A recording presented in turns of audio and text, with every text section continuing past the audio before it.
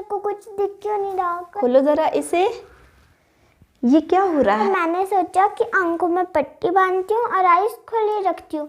अब मेरे को ये लगा कि मेरे को कुछ दिखेगा, पर मेरे को कुछ नहीं दिख रहा था। ऐसा क्यों हुआ? आईज हमें देखने के काम आती है, लेकिन जो आईज होती है उनको देखने के लिए लाइट चाहिए होती है। क्या चाहिए? लाइट। लाइट। अगर लाइट नहीं होगी तो हमारी आईज इनसे हम कुछ भी नहीं देख पाएंगे। तो फिर लाइट से कैसे दिखता है? रात को क्यों नहीं दिखता मुझे? रात को बल्ब से लाइट टेबल पर पड़ेगी, वो बाउंस होगी, बाउंस होके बैक आएगी और वो आपकी आंखों में जाएगी। ठीक है, जब इससे लाइट आपकी आंखों में आएगी तब आपको ये टेबल दिखेगा। ठीक है, अब मेरे ऊपर भी लाइट पड़ रही है, अब मेरे ऊपर लाइट पड़ेगी, मुझसे बाउंस होके कहाँ आएगी? आपकी आईज में, तब आपको मैं दिखूंगी। आपके ऊपर भी लाइट पड़ रही है, आपसे लाइट बाउंस होके मेरी आईज में आएगी, तब आप मुझे दिखोगे। ठीक है, जब लाइट बाउंस होती है तब हम उसको बोलते हैं रिफ्लेक्शन। मेरे को लाइट क्यों नहीं दिख रही बाउंस होते हुए?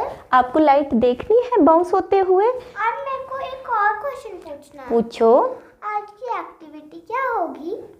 ओके, बहुत अच्छा क्वेश्चन पूछा आरूही ने। बहुत ही अच्छे क्वेश्चंस थे कि हमें लाइट बाउंस होते हुए क्यों नहीं दिख रही, वापस आते हुए क्यों नहीं दिख रही। हम मिरर में अपनी इमेजेस देखते हैं, वो रिफ्लेक्शन है। हम वाटर में अपना आपको देखते, हम दिखते हैं ना उसमें, वो भी रिफ्लेक्शन है। बट लाइट जो है कैसे रिफ्लेक्ट हो रही है ये हम शायद नहीं देख पाते। तो आज की एक्टिविटी में मैं आपको दिखाऊंगी लाइट किस तरह से रिफ्लेक्ट होती है, बाउंस होके वापस आती है। ओके, इस एक्टिविटी को करने के लिए हमें चाहिए धूप की छोटी सी बत्ती और लेजर लाइट और मैचेस और ये डब्बा। हमें एक शू बॉक्स लेना है। हमें क्या करना है, ऊपर का जो उसका लिड है उसको हटा देना है। अब मैं इसके आपको इनर साइड दिखाती हूँ। यहाँ पर आप देखो, यहाँ पर मैंने एक मिरर लगाया है, प्लेन मिरर, और एक प्लेन मिरर यहाँ पर लगा है और एक प्लेन मिरर यहाँ पर लगा है। साइड पर मिरर लगाया है, उसके अपोजिट साइड में एक बड़ा सा होल किया है। ये होल क्यों किया है? ताकि हम जो लेज़र लाइट है वो इसमें अंदर डाल सके।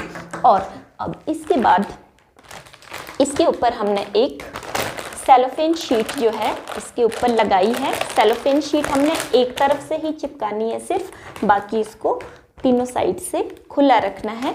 और इस तरह से ये बन गया हमारा स्मोक बॉक्स, और मैंने इस बॉक्स का नाम दिया है reflection and refraction box.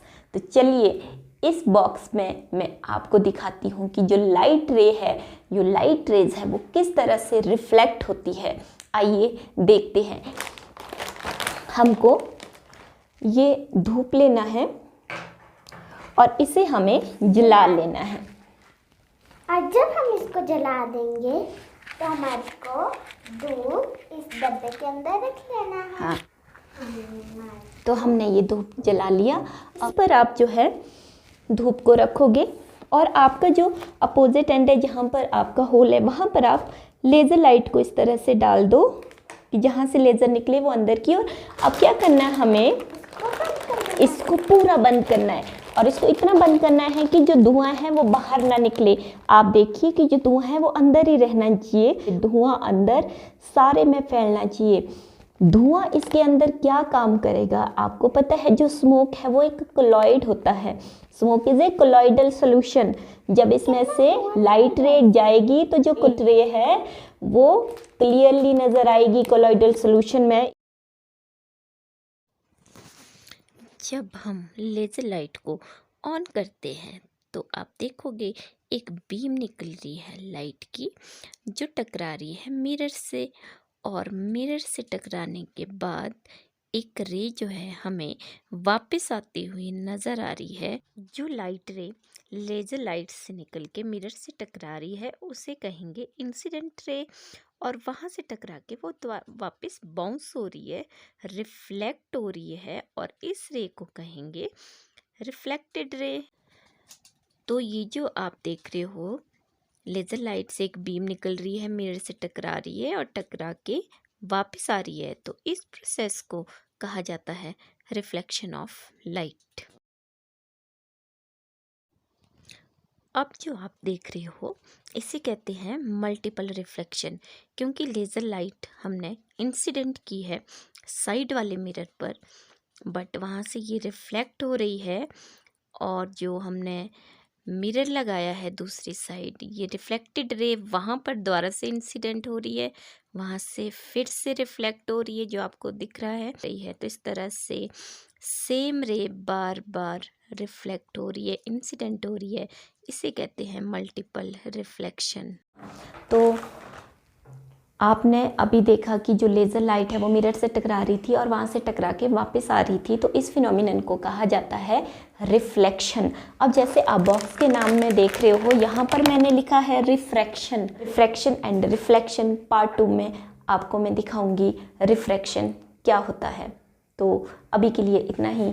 Thank you so much.